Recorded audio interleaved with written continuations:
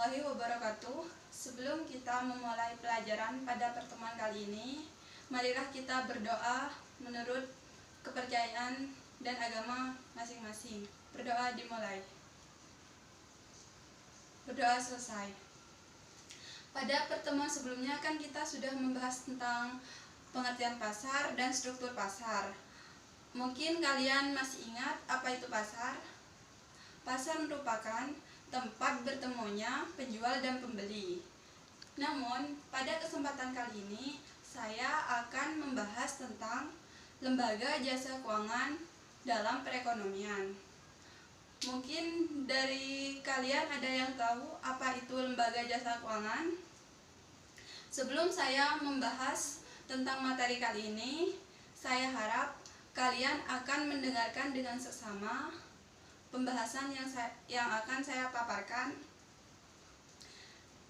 agar kalian dapat mengerti dan paham dengan materi yang akan saya sampaikan. Baik, langsung saja saya akan menjelaskan tentang materi kali ini, yaitu lembaga jasa keuangan dalam perekonomian. Apa itu lembaga jasa keuangan? Lembaga jasa keuangan merupakan suatu institusi atau suatu badan usaha yang bergerak di bidang lembaga jasa keuangan. Artinya lembaga ini, kegiatan di lembaga ini semua kegiatannya mencakup tentang lembaga keuangan. Apakah itu menghimpun dana dari masyarakat atau menyalurkannya kepada masyarakat atau perusahaan lain yang membutuhkan dana. Lembaga jasa keuangan di dalam perekonomian Indonesia ini meliputi lembaga jasa keuangan perbankan seperti lembaga bank syariah, bank konvensional, dan bank perkreditan rakyat. Sedangkan lembaga jasa keuangan non-bank seperti pasar modal, dana asuransi, dana pensiun, pegadaian, dan lembaga jasa keuangan lainnya, serta otoritas jasa keuangan. Nah, pada kesempatan pertemuan kali ini saya akan lebih membahas dan menjelaskan tentang otoritas jasa keuangan. Apa itu otoritas jasa keuangan? Baik, yang pertama yaitu pengertian otoritas jasa keuangan atau OJK. OJK merupakan lembaga negara yang dibentuk oleh Undang-Undang Nomor 21 Tahun 2011 yang berfungsi menyelenggarakan sistem pengawasan dan pengaturan yang terintegrasi terhadap keseluruhan kegiatan di dalam sektor jasa keuangan, baik perbankan maupun non-perbankan seperti pasar modal, dana pensiun, dana asuransi, lembaga pembiayaan, dan lembaga jasa keuangan lainnya.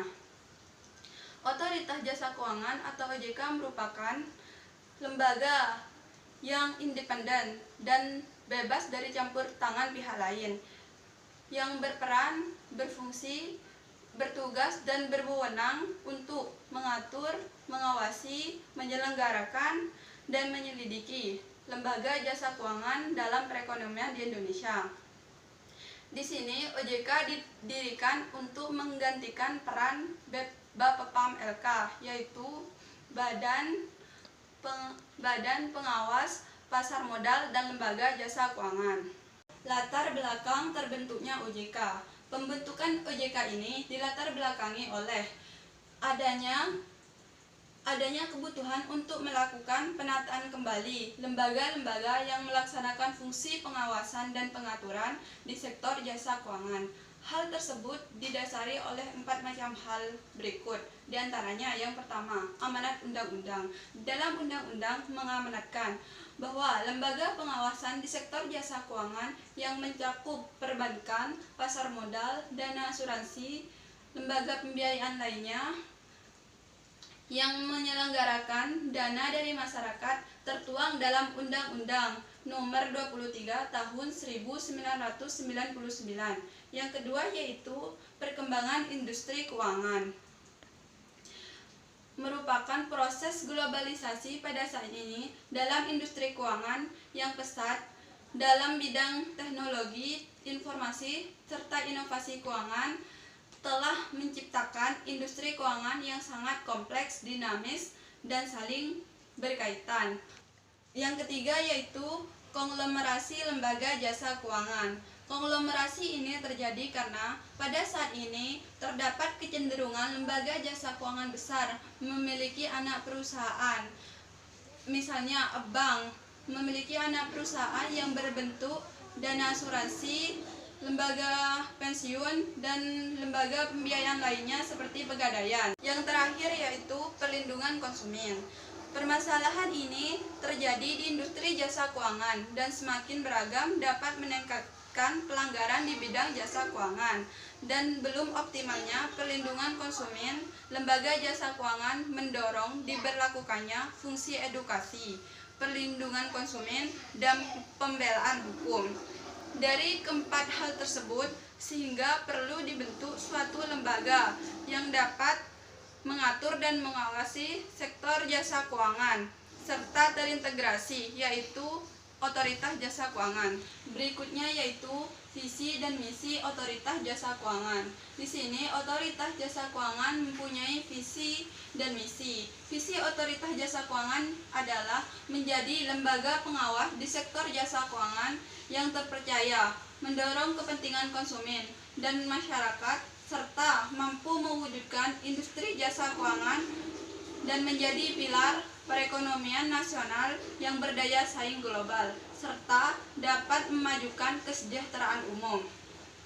Berikutnya yaitu misi Otoritas Jasa Keuangan. Di sini Otoritas Jasa Keuangan memiliki 3 misi. Yang pertama, mewujudkan terselenggaranya seluruh kegiatan dalam sektor jasa keuangan secara teratur, adil, transparan, dan akuntabel. Yang kedua yaitu mewujudkan sistem keuangan yang tumbuh secara berkelanjutan dan stabil, serta yang terakhir melindungi kepentingan konsumen dan masyarakat. Berikutnya yaitu tujuan OJK. Tujuan OJK adalah agar keseluruhan kegiatan di sektor jasa keuangan yang pertama terselenggara secara teratur, adil, transparan, dan akuntabel. Yang kedua yaitu mampu mewujudkan sistem keuangan yang tumbuh secara berkelanjutan dan stabil, serta yang terakhir mampu melindungi kepentingan masyarakat dan konsumennya. Selain memiliki visi dan misi, lembaga ini juga memiliki fungsi, tugas, dan wewenang dalam perekonomian Indonesia. Fungsi dan tugas Otoritas Jasa Keuangan. Fungsi Otoritas Jasa Keuangan adalah menyelenggarakan sistem pengaturan dan pengawasan yang terintegrasi terhadap keseluruhan kegiatan dalam sektor jasa keuangan. Sedangkan tugas Otoritas Jasa Keuangan, OJK melaksanakan tugas pengaturan dan pengawasan terhadap kegiatan jasa keuangan di sektor perbankan. Yang kedua, kegiatan jasa keuangan di sektor pasar modal. Yang terakhir yaitu kegiatan jasa keuangan di sektor perasuransian, dana pensiun, lembaga pembiayaan, dan lembaga jasa keuangan lainnya. Selanjutnya yaitu wewenang dari Otoritas Jasa Keuangan. Adapun wewenang dari Otoritas Jasa Keuangan ini adalah 1. Melakukan pengawasan dan perlindungan konsumen sektor perbankan, perasuransian, dan dana pensiun. Yang kedua, memberikan dan mencabut izin usaha, pengesahan, persetujuan, dan penetapan serta pembubaran lembaga jasa keuangan lainnya. Yang ketiga, memberikan perintah tertulis kepada lembaga jasa keuangan dan menunjuk pengelola statuter, serta yang terakhir menetapkan sanksi administratif bagi lembaga yang melanggar pengaturan dan pengawasan yang telah ditetapkan oleh Otoritas Jasa Keuangan ini. Peran Otoritas Jasa Keuangan dalam perekonomian. Di sini ada 2 peran OJK. Yang pertama, menyelenggarakan sistem pengaturan dan pengawasan yang terintegrasi terhadap keseluruhan kegiatan di sektor jasa keuangan. Yang kedua yaitu melaksanakan tugas pengaturan dan pengawasannya terhadap kegiatan jasa keuangan di sektor perbankan, seperti bank konvensional, bank syariah, dan bank perkreditan rakyat. Yang terakhir yaitu nilai-nilai strategis dari Otoritas Jasa Keuangan.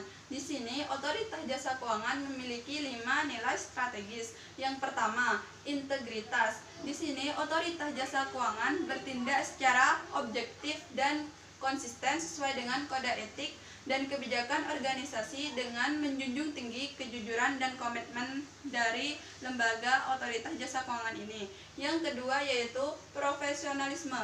Di sini otoritas jasa keuangan bekerja secara profesional. Maksudnya bekerja dengan penuh tanggung jawab berdasarkan kompetisi yang tinggi untuk mencapai kinerja terbaik dalam mengembangkan lembaga jasa keuangan dalam perekonomian di negara kita.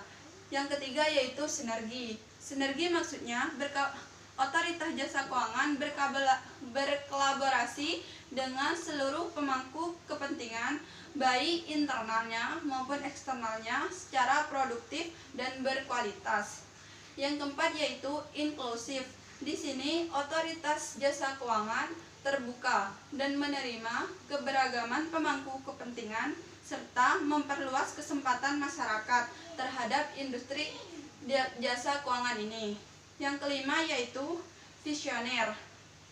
Otoritas jasa keuangan memiliki wawasan yang luas dan mampu melihat ke depan serta mampu berpikir di luar kebiasaannya. Sebelum saya menutup pertemuan pada kali ini, mungkin ada yang mau bertanya? Baik, jika tidak ada yang bertanya, saya menutup pertemuan pada kali ini. Namun sebelum saya menutup, saya berpesan, kalian harus belajar tentang materi pada pertemuan berikutnya, yaitu tentang lembaga jasa keuangan pada sektor perbankan. Sekian pemaparan materi dari saya. Kurang lebihnya saya mohon maaf. Wassalamualaikum warahmatullahi wabarakatuh.